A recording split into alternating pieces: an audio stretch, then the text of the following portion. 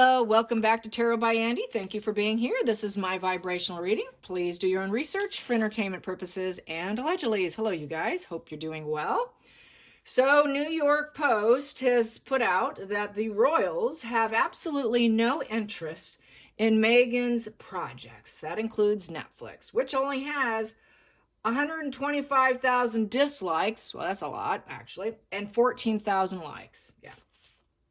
OK Magazine has said that her Netflix series is a totally fake series. Yeah, well, that's pretty fake. Anyways, going on. One of Meghan's dogs, Guy, she's putting out there that he just passed away. He just passed away, and I'm in so much mourning.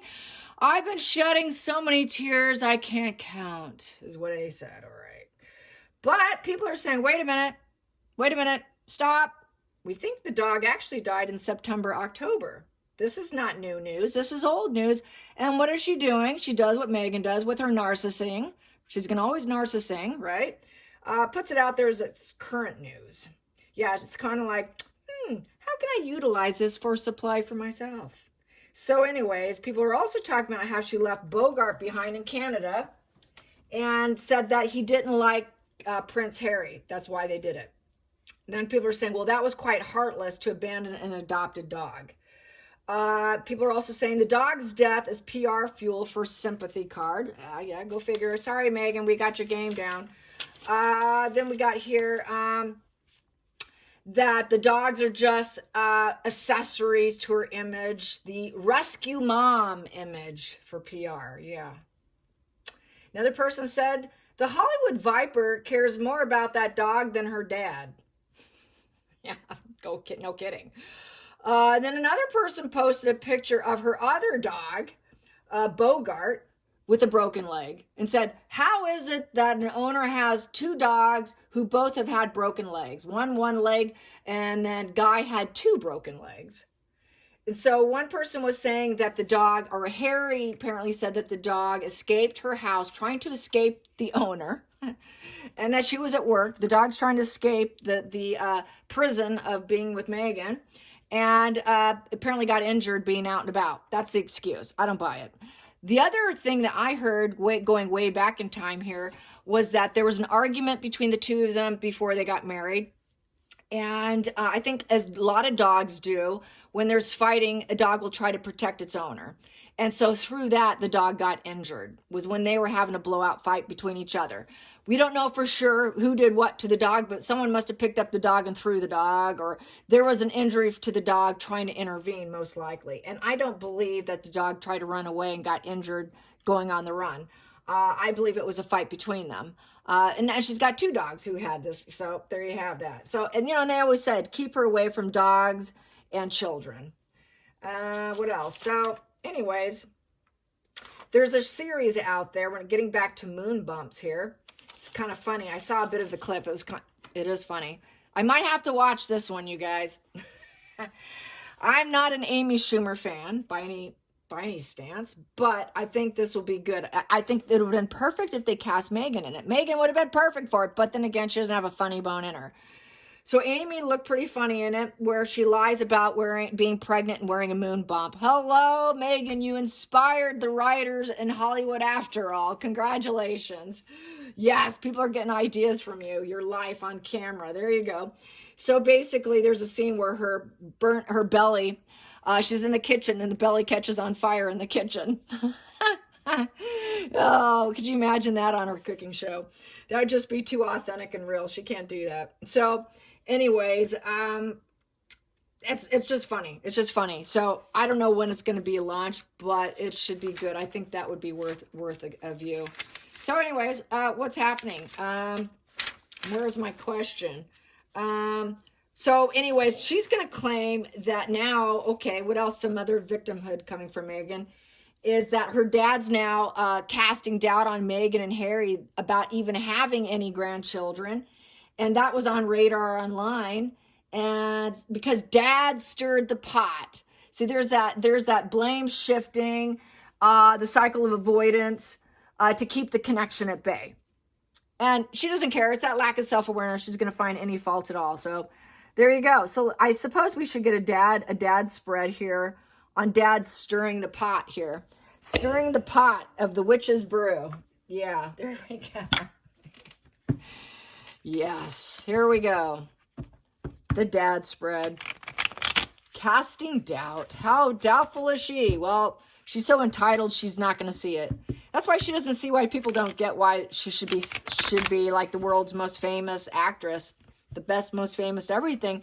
And that's why they play victim so well. I had to talk to a friend about the victim's stance today, and it was in regard to a personal experience. And the person had a lack of empathy for me, and I made a request, and they ignored the request. They had no empathy for me. And then they come back later on, are you okay? Are you okay? And that's trying to get a gauge, because they know what they did was shitty. So they're trying to get a temperature gauge, and that is that narcissist where they're testing you. They test you to see, can I get away with what I just did? It's not really empathetic when they say, are you okay? That is, are you okay with the shitty thing I just did to you? And are you going to stick around? Do I have control over you? You know, and the thing is, you gotta be able to discern between what they say and what they do. Actions and words are very different. And then the more educated you become, the more you're able to discern the contradictions. And through those contradictions and the collection of little evidence here and there, you do get a character analysis of the person.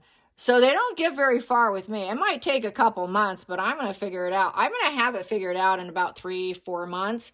I will have enough collected to see if there's empathy, if there's a request for empathy, and they ignore the request for empathy. Will they celebrate your wins? And then all of a sudden you're noticing they don't want to celebrate your wins. You tell them good luck, some good news, and they'll just let it sit there, and then they won't respond. They'll act like they didn't see it. These little things like that add up.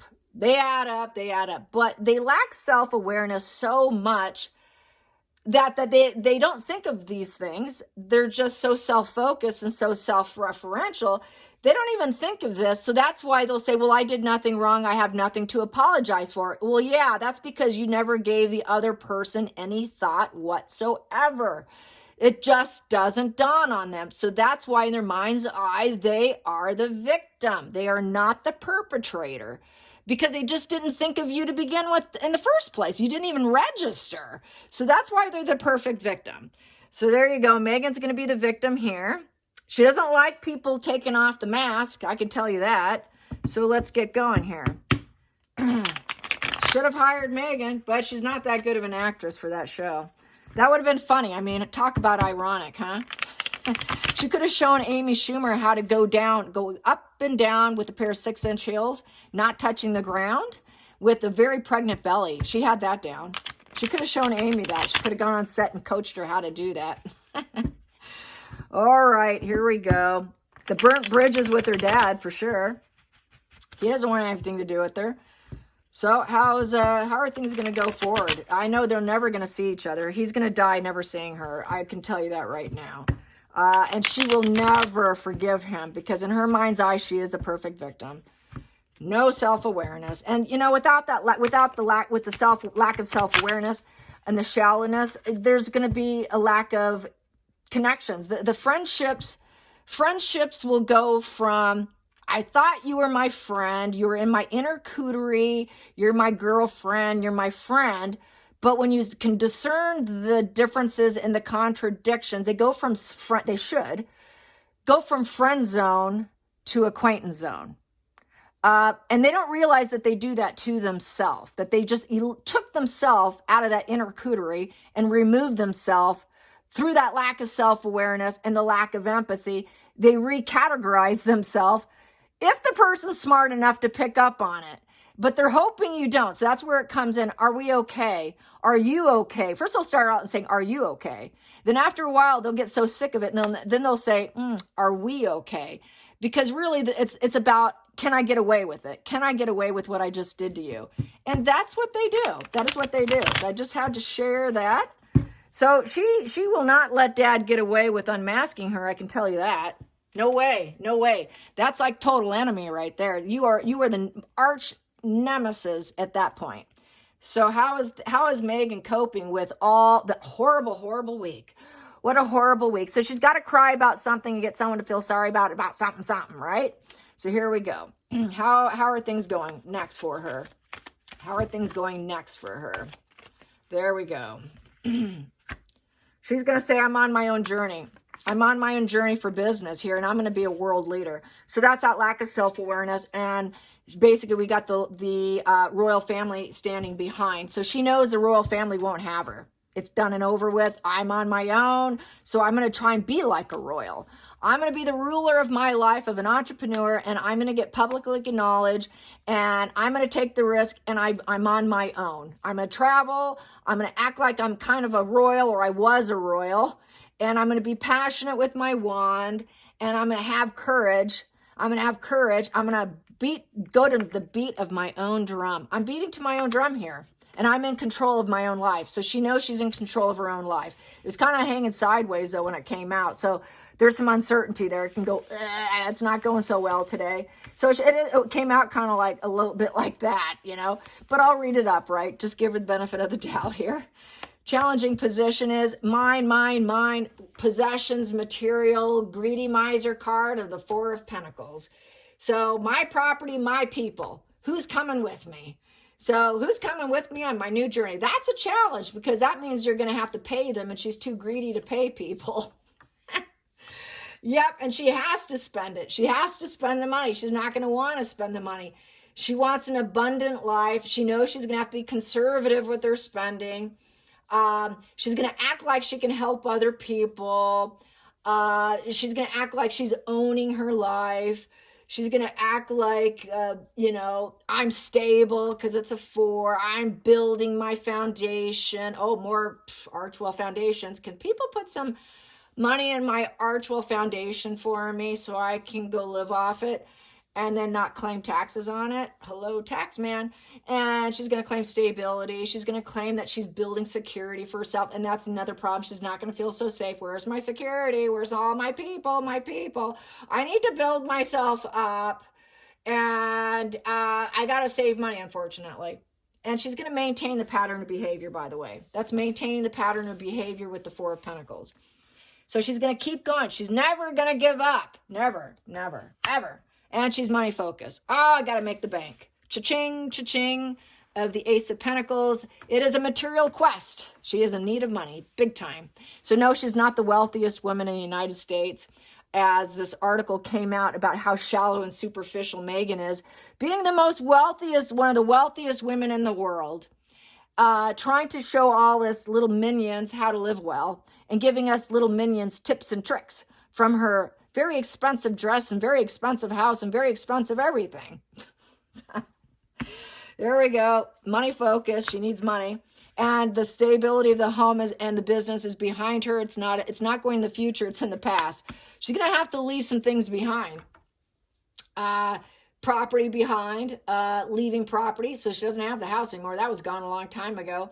The gathering of souls. Nobody wants to celebrate her. That's the problem. No one wants to celebrate Meghan because Meghan won't celebrate other people. No, I don't celebrate anyone. I just said that, right? They don't want to do your celebrations. They want you to celebrate them, but they will never celebrate you. So celebration, since she can't celebrate others, what makes her think people are going to celebrate her? It's just not going to happen. It's supposed to be a two-way street here. She cannot do give and take. It's just take, take, take. So no one wants to celebrate her. That's the problem. Will anyone celebrate my wins when I get what I want and I build up my vision and I get the stability that I'm going for? Will anyone devote their way to devote themselves to me to build myself up?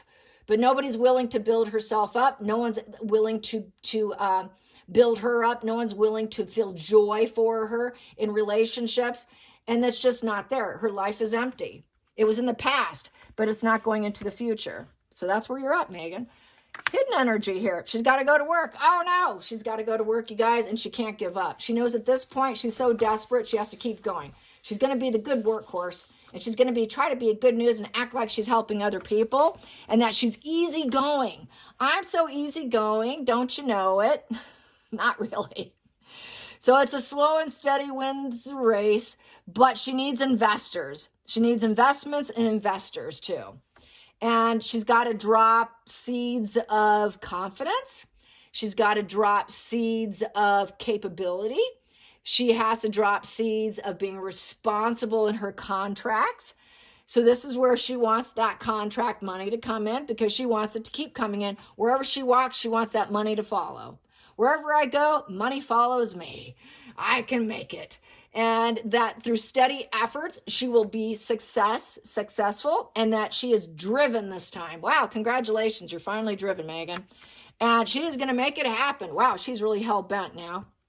So she's really hell-bent that she's going to get what she wants with the Magician. She thinks she's going to get it. And basically, she knows that her dad, I'm feeling this too, since I brought up her dad, and her dad's kind of in my mind here. Her dad's the one that got her to this position. And then she dumped him. And she made it happen. After all the work he did for her. He spent his money, not hers. He spent his money. He's the one who got her started on her journey. And he gave her the money. He had the money, gave it up, so that she can do what she wanted for work and make her dreams come true. Whatever was in her mind, Megan gets what Megan wants. You're my baby girl. You're my seed of life. You are my little child, my seed of life. And now she has nothing to do with him after he built her up. Feelings in the situation, he wanted everything to roll in her favor. Well, he did a good job of that. So it's karma. She's hoping she can spin it in a better way, going in a positive direction, and keep it going. Next position here is an apology. He would like an apology. She's also hoping that friends will return and attempting to have an emotional connection. The father wants an emotional connection, getting back to Thomas. She also wants an emotional connection from people to celebrate her, but no one's willing to celebrate her. She has nothing but sadness, grief, discord that she created. And, you know, there's that abandonment. It's an abandonment card, a fear of abandonment, upright. So now, like, I would say that he's still hopeful, even though he's leaving. He's still hopeful, but he knows that it's fake. It's fake hope. He knows that, you know, it's a loss he's been delaying, because he did so much work on his daughter. He did all of this for her, made her life go well. Is she finally going to come back to me because I'm not in her life? And he can't celebrate for her because of look what he did. And she's been the problem child all along with the Page of Swords. Upright, she was hasty, she was combative, she was intelligent. He made sure he paid for her education. He knew she could be a problem child. He knew that he had to give her that student academia position and get opportunities for her, create opportunities in the upright. He knew that he had to have harsh talks with her. He knew she was very curious, stubborn, always seeking for new things to expand herself. But now it's in the reverse position. Now they're in disagreement over her imagined realities of how this all came to be. And her good luck, good karma, and she kissed him goodbye, said goodbye, I don't care about you, and now he knows that, and everybody knows the truth. Everybody knows the truth. She dropped her sword, she stopped talking to him too. And basically, total dishonesty, distress, malice, slanderous intent, and she's going to claim that of him, not of herself. Because she needs good luck, good karma. She wants all this for herself, but she'll throw down other people. That's just how she is. She's not going to roll that way. Everything's got to roll in her favor, so that will be denial for her. And that'll be blame shifting while he's hoping. And I'm going to live in denial here. I don't think I can do it. You know, I'm hopeful. He's hopeful. Well, maybe I'll just make him wait. I drop my sword. I'm really not going to talk to him. He can attempt all he wants, but it's false hope. It's absolute false hope, disagreements. What a stupid kid. You know, inability to deal with the pain. He has an inability to deal with the pain. He might think, well, maybe she cannot handle the harsh talk. She cannot handle an apology. She cannot handle hope and return and be friends again and celebration. It's just not there. It's just not there. Dropping the sword. When you stop talking, you stop communicating. It's just not going to happen. Final outcome, no support. He knows she'll never support him. The safety net's been removed and stripped and taken away. It is also the position of alcoholism with that 3 of Cups in reverse. Alcoholism. And she's going to blame alcoholism. He drinks too much. He drinks too much. She drinks too much now. Harry drinks too much. They too much substance. So complete failure, negative outcome, too much damage has been done. There's just no end in sight here. Basically, it is a no, a very empty, unfulfilling feeling. It's also the cheater position, so she will blame him on cheating on Doria. I did say he did go to Asia or whatever, so that's cheating while married. And that, of course, she was doing drugs and baking it, so it was just a really toxic union, to be honest. Both of them, their social life is dull. And basically for men, Megan's wants envy of her victories. She wants envy of her victories. And she's going to claim she dropped her sword with her dad because he's envious of my victories. And basically third party interruption. And she will not end the difficulties. She will not get together with him. She did not invite him to the wedding because she's going to claim he drinks too much. He's a cheater and he drinks too much and he overdoes things. And also the gossip. Oh, he's saying things, he's talking about me to other people. He's so bored. He created this problem himself and we had a falling out as a result of him. And so she said no to him, and then she's going to claim that it would just be so empty and unfulfilling for him to even be present at the wedding. But now she's facing divorce because Three of Cups is in the reverse position. And she just stopped talking. He mentioned recently, which is also really pissed off Megan thoroughly, was that she mentioned that she should have never left Trevor.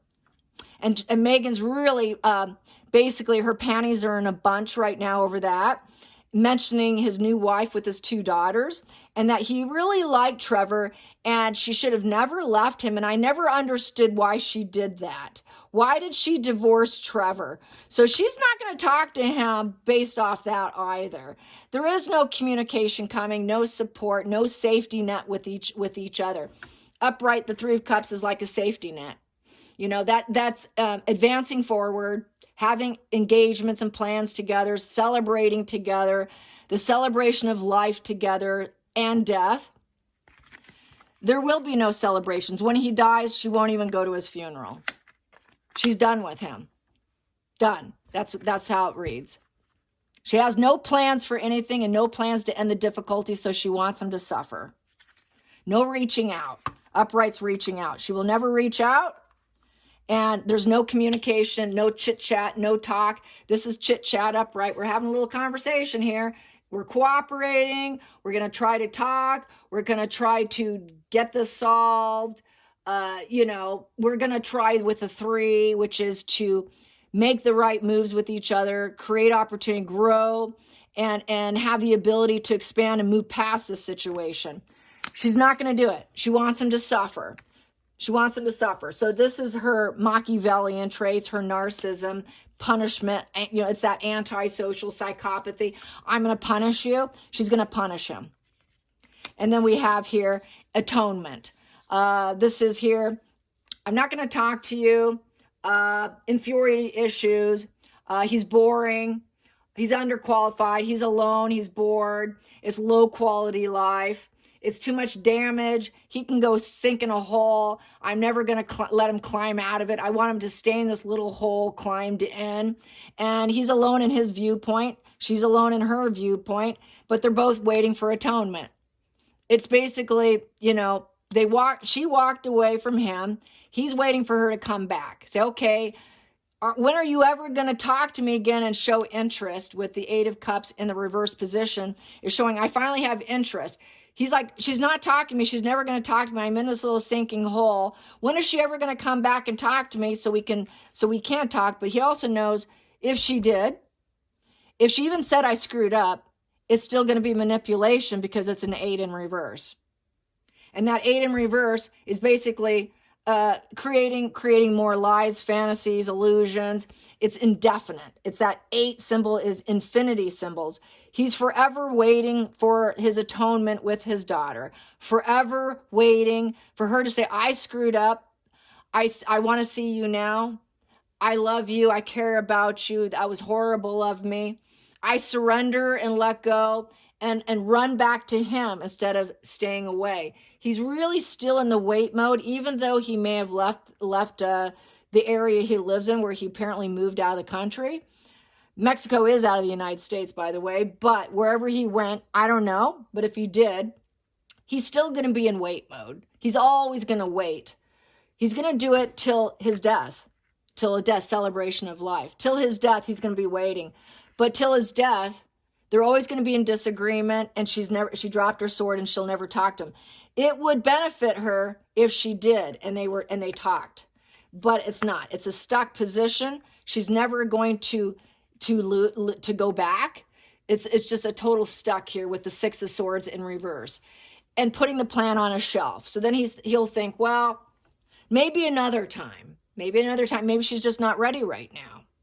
Maybe eventually. I'm still going to wait in this horrible emotional drowning situation and hope in my little hole, waiting for her. There's been nothing happening. There's been no moves made with that 3. She has not made any moves. I'm waiting. So he's just waiting. It's really sad. And waiting for the connection so we can start over again. The Two of Cups is basically healing the situation.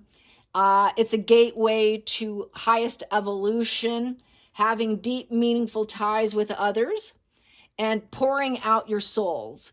He's waiting for her to pour out her soul and say, I'm sorry, Dad, I really screwed up. You got me to the woman that I am. You got me that college education. You got me all the opportunities of life. And now we could start over. Let's have another early stage of a relationship by apologizing and healing and involving our spirit, our emotions, our love, and dealing with the consequences of everything, developing a new friendship, a new union, a connection, and trying to pair the souls and balance the opposites of disagreements, and healing and sharing feelings. He's waiting for that still, Megan. All right, you guys. I hope you enjoyed this. Till next time, like and subscribe. Bye, you guys.